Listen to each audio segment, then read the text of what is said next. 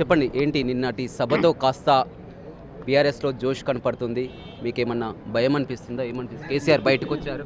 జోజి లేదు గోజి లేదు ఇది కూడా అనేది జోజి ఎవరు మీరే అంటారు కానీ ఆడ ఎలక దూరితే ఎలక లెక్కలు ఇచ్చిన లక్షల మంది మొత్తం లక్షలే మీకు వెళ్ళదు ఇక చెడిపోయిన దానికి అంత రాకపోతే అనుకుంటారా? కానీ మళ్ళీ పోరాటం స్టార్ట్ చేస్తాం 2.5 ఏళ్ళలో మళ్ళీ వచ్చేది. దేంతో పోరాటం చేస్తారో చెప్పాలి. ఎందుకంటే తెచ్చుకున్న తెలంగాణని ఆగం చేస్తున్నారు కాంగ్రెస్. దేంతో పోరాటం చేస్తారో చెప్పాలి. నీ టీఆర్ఎస్ ఎక్కడ పోయిందో చెప్పాలి. బీఆర్ఎస్ అంటే ఏంది, టీఆర్ఎస్ అంటే అది చెప్పాలి. కేసీఆర్ చెప్తారా, కొడుకు చెప్తారా, బిడ్డ చెప్తారా, ఆలుడు చెప్తారా, ఎవరు చెప్పాలి? బీఆర్ఎస్ టీఆర్ఎస్ ఎక్కడ పోయింది, టీఆర్ఎస్ ఎక్కడ పోయిందో వాళ్ళు చెప్పాలి. బీఆర్ఎస్ ఆడంకి వచ్చే ఎందుకు వచ్చే, ఏమిటికి వచ్చింది, దానికున్న సిద్ధాంతం ఏంది, దీనికున్న స్వార్థం ఏంటిది, ఎందుకు మీటింగ్ పెట్టినరు, ఎవరి కోసం మీటింగ్ పెట్టినరు? ఫస్ట్ టీఆర్ఎస్ని ఏం చేసినారో వాళ్ళు చెప్పాలి. టీఆర్ఎస్ ద్వారా తెలంగాణ రాష్ట్రానికి ఏం నష్టం జరిగింది చెప్పాలి. కానీ మీరు టీఆర్ఎస్ని బీఆర్ఎస్ను అడబెట్టుకొని మళ్ళా రాజ్యం రావాలంటే అది మీ తెరువు మీతో సంవత్సరం పాటు ఓపిక పట్టారు. ఇక ఓపిక నశించింది. మొత్తం కళ్ళ ముందు తెచ్చుకున్నటువంటి తెలంగాణ ఆగమవుతుంటే చూస్తూ ఊకోలేకనే ఒక ఆవేదన, దుఃఖం వస్తుందని కూడా చెప్తున్నటువంటి. ఆగమైంది వాళ్ళు ఎవరు గారు ప్రజలు మధ్యనే ఉన్నారు. ఆగమైంది వాళ్ళు సిందరబందర శిబులిక్కర్లు దందలు ఆగమాగం వాళ్ళగా బాయరు, ఎక్కడ బాయరు, కుర్చీ ఎక్కడ బాయరు, హరీష్ ఎక్కడ పోతీరో, కేటీఆర్ ఎక్కడ పోయి వాళ్ళలో వాళ్ళకే ఉంది. ఎవడాగబండి ప్రజలు ఏమిగా ఆగంగాలే సన్నబియ్యంతో సలగా ఉన్నారు. అదేవిధంగా విప్పు ఆలేరు ఎమ్మెల్యే ఉన్నారు. చెప్పండి మొత్తం మీద నిన్న, ఎందుకంటే ఆయన చాలా వరకు చెప్పడం జరిగింది. ఎందుకంటే మొత్తం మీరు రైతు బంధు కేసీఆర్ 10,000 ఇస్తా అంటే 15,000 ఇస్తున్నారు, 2,000 పెన్షన్ అంటే 4,000 అన్నారు. ఇలా ఎన్నో హామీలు ఇచ్చి వాగ్దానాలు ఇచ్చి అధికారంలోకి వచ్చారు. కానీ పూర్తిగా విస్మరించారని కూడా కేసీఆర్ నిన్న చెప్పినటువంటి. ఇలా మిగులు బడ్జెట్ను తెలంగాణను అప్ల తెలంగాణ చేసింది కేసీఆర్. మేము ఇచ్చిన హామీలు ఒక్కొక్కటిగా ఇచ్చుకుంటూ వస్తున్నాం. తల్లి సోనియా ఇచ్చిన అభ్యాస మార్గాన్ని ఇంప్లిమెంట్ చేస్తాం. తెలంగాణ ప్రజలు మిమ్మల్ని విస్మరించే మమ్మల్ని అధికారంలో తీసుకొచ్చారు. ఇవాళ మేము ఇయ్యనట్టు హామీ కూడా భారతదేశంలో ఏ రాష్ట్రంలో ఇయ్యనటువంటి గొప్పలు తినే బియ్యాన్ని, సన్న బియ్యాన్ని మా రాష్ట్ర ప్రభుత్వం ఇవాళ 3 లక్షల మందికి సన్న బియ్యం ఇస్తుంది. ఇవాళ 3 పీటలు పేదోడు బువ్వ తింటున్నాడు. అది ఓర్వలేక ఇవాళ మొత్తం కాంగ్రెస్ మయమైందని చెప్పి తెలంగాణలో 10 సంవత్సరాలు దోసుకున్న డబ్బుతోటి నిన్న ఒక్కొక్క క్యాండిడేట్కు 500, ఒక్కొక్క బస్సుకు 50,000 ఇచ్చి ఇవాళ కిరాయిలు కొన్నట్టుగా కొనుక్కొని మీటింగ్ పెడితే అది సక్సెస్ అయిన మీటింగ్ కాదు. నిన్న కేసీఆర్ ఆయన ప్రసంగం చూస్తుంటే చల్లబడి ఎల్లెలకలబడి మాట్లాడినట్టు ఉంది. ఏమున్నా మా మీద దుమ్మెత్తి పోసుడు తప్ప నువ్వు పెట్టినటువంటి కాళేశ్వరం అది కూలేశ్వరం అయిపోయింది.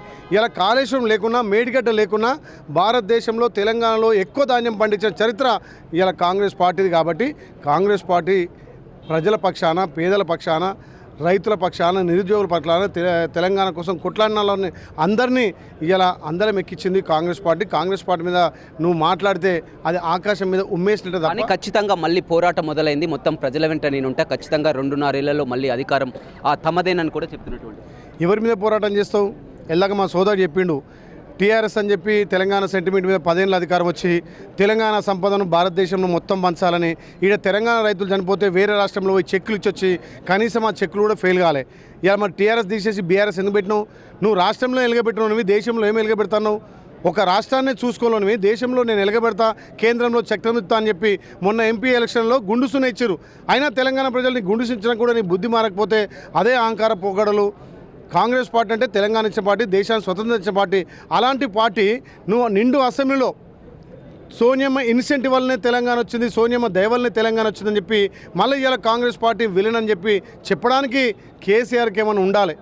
తెలంగాణ గమనించే కదా నేను ఇంట్లో కూర్చోబెట్టింది. ఇవాళ నువ్వు ప్రతిపక్ష హోదా నిర్వహించమంటే కూడా ఫామ్ హౌస్కే పరిమితమైనవు. ఫామ్ హౌస్ నుంచే నువ్వు పరిపాలన చేసావు కాబట్టి నిన్ను ఫామ్ హౌస్లో శాశ్వతంగా ప్రజలు కూర్చోబెట్టారు. కానీ నిన్న సభలో ప్రతి ఒక్కరు చూసింది, రైతు బంధు వస్తుందంటే లేదు, రుణమాఫీ జరిగిందంటే లేదు, పెన్షన్లు పెంచారంటే లేదు, ప్రతిదీ కూడా మొత్తం కూడా సభ అంతా కూడా హోరెత్తించినటువంటి. గతంలో మేమంతా కూడా చెరువులు పూడికలు తీసినటువంటి జేసీబీలు ఏమైనా హైడ్రాను ఉపయోగించి కూడా పేదల ఇళ్లను కూల్చుతున్నారన్నటువంటి వ్యాఖ్యలు కూడా. తెలంగాణ వచ్చాక బాగుపడ్డదా నలుగురే ఆ టీఆర్ఎస్ నాయకులే. కాబట్టి ఏదైతే అక్రమంగా నాలల్లో, చెరువులలో ఆక్రమించుకున్నటువంటి అక్రమ కట్టడాలను కూర్చుతుంది తప్ప ఎక్కడ పేదోళ్ళని కూర్చోలేదు.